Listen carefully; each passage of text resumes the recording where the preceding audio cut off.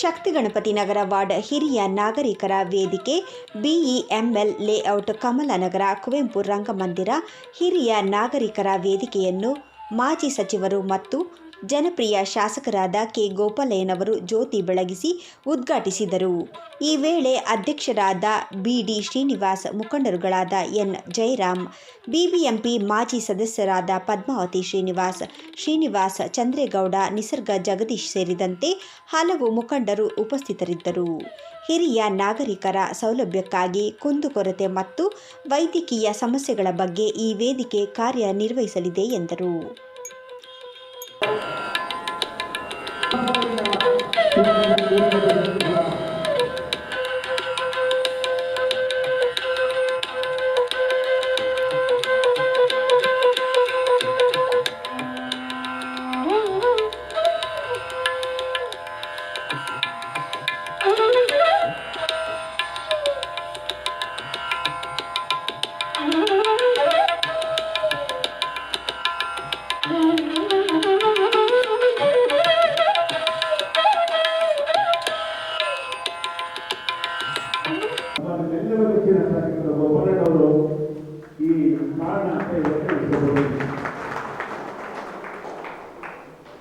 ಎಲ್ಲ ಸಂಘಟನೆಗಳು ನೀವು ಕಂಡಿದ್ದೀರಿ, ಎಂತೆಲ್ಲ ಸಂಘಟನೆ ನೋಡ್ಬಿಟ್ಟು ಹೋಗಿದ್ದೀರಿ. ಈ ಭವಿಷ್ಯದಲ್ಲಿ ಎಂತೆಲ್ಲ MLA ನೋಡ್ಬಿಟ್ಟಿದ್ದೀರಿ. ಈಗ 12% MLA ನೋಡಿದ್ದೀರಿ. ನೀವು ಏನು ಗೋಪಾಲನವರು 96ರಲ್ಲಿ ಕಾರ್ಪೊರೇಷನ್ ಗೆದ್ರಲ್ವ, ಅದು ಮೊದಲೇ ಕೂಡ ಅವರು ಅಲ್ಲಿಗೆ ಕರೆದೆ ಒಂದು ಮೀಟಿಂಗ್ ಮಾಡ್ತಾರೆ, ಉದ್ಘಾಟನೆ ಮಾಡ್ತಾ ಇದ್ರು.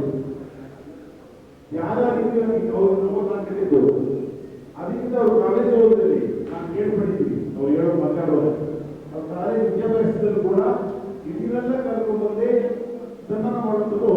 ಅವ್ರ ಅವತ್ತಿಂದ ಇವತ್ತಿನ ಅವ್ರಿಗೆ ಹೆಸರು ಮಾಡ್ಕೊಂಡು ಗೋಪಾಲನವರು.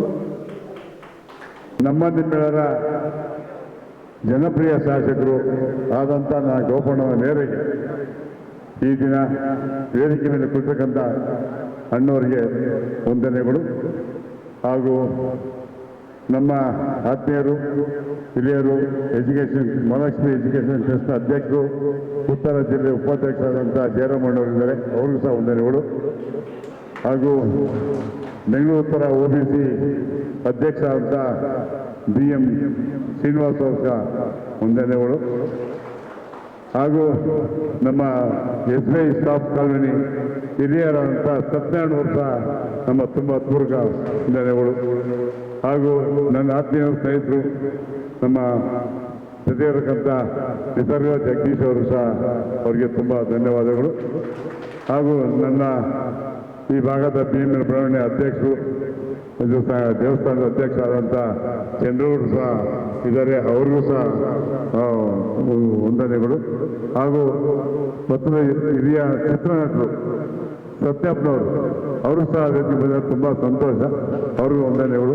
ನಾಮಿನೇಟ್ ಕೌನ್ಸಿಲರ್ ಆದಂಥ ಹಿರಿಯರಾದಂಥ ಕೃಷ್ಣಮೂರ್ತಿ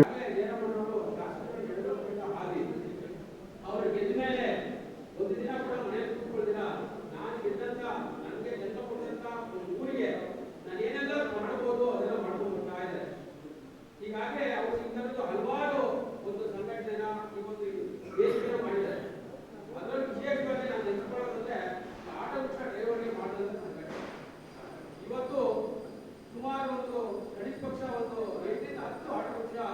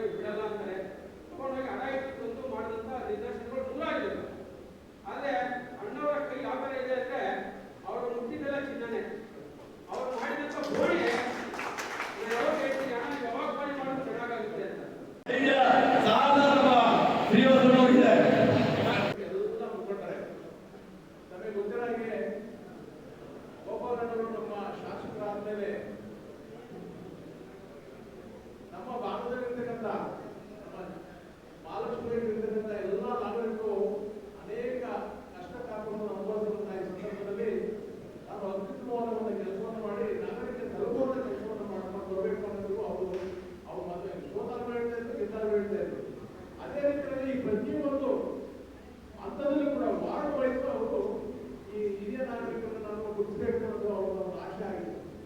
ಈಗಾಗಲೇ ನಾವು ನಿಷ್ಪಾದನೆ ವ್ಯವಸ್ಥೆ ಮಾಡಿದ್ದಕ್ಕೆ ಜಾಗದಲ್ಲಿ ಕೂಡ ತುಂಬಾ ಅಚ್ಚುಕಟ್ಟಾಗಿ ಹೆಚ್ಚಿನ ಪ್ರೋತ್ಸಾಹದಿಂದ ಚೆನ್ನಾಗಿ ಮೂಡಿ ಬಂತು. ಇವತ್ತು ನಮ್ಮ ಶಕ್ತಿಗಳ ಕೂಡ ಈ ಒಂದು ಭಾಗದಲ್ಲಿ ವಾರ್ಡ್ನಲ್ಲಿ ಬೆಂಬಲಗಳಲ್ಲಿ ಮತ್ತೆ ನಾವು ಎಲ್ಲರೂ ಸೇರಿ ಕೂತು ಮಾತಾಡಿ ಈ ಒಂದು ಭಾಗದಲ್ಲಿ ಮಾಡಬೇಕು ಅಂತ ತೀರ್ಮಾನವನ್ನು ನಿರ್ದೇಶನ ನಮ್ಮ ಶಾಸಕರು ಕೊಟ್ಟರು.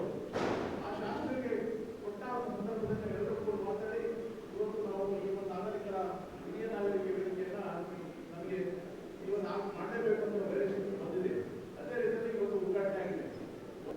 ನಮ್ಮದು BP ಶುಗರ್ ಚೆಕ್ ಮಾಡಬೇಕು. ಎಲ್ಲೋ ಹೋಗದೇ ಇಲ್ಲ, ಇಲ್ಲಿರ್ತಕ್ಕಂಥದ್ದೆಲ್ಲ ಇವತ್ತಾಗ ಹೋಗೋದೇ ಇಲ್ಲ. ವರ್ಷದಲ್ಲಿ 2ರಿಂದ 3 ಬಾರಿ ಇಲ್ಲೇ ಮಾಡೋಣ, ಇಲ್ಲ ಪಾರ್ಸಲ್ ಮಾಡೋಣ. 2 ವಾರದಲ್ಲಿ ಸೀನಿಯರ್ ಸಿಟಿಜನ್ ಕರೀತೀನಿ. ಗೋಲ್ವಾದಿನಗರ ಮತ್ತು ಬೆಂಗಳೂರು ನಗರದ ಕರೆದ 500 ಜನ ಇದ್ದೀರಿ.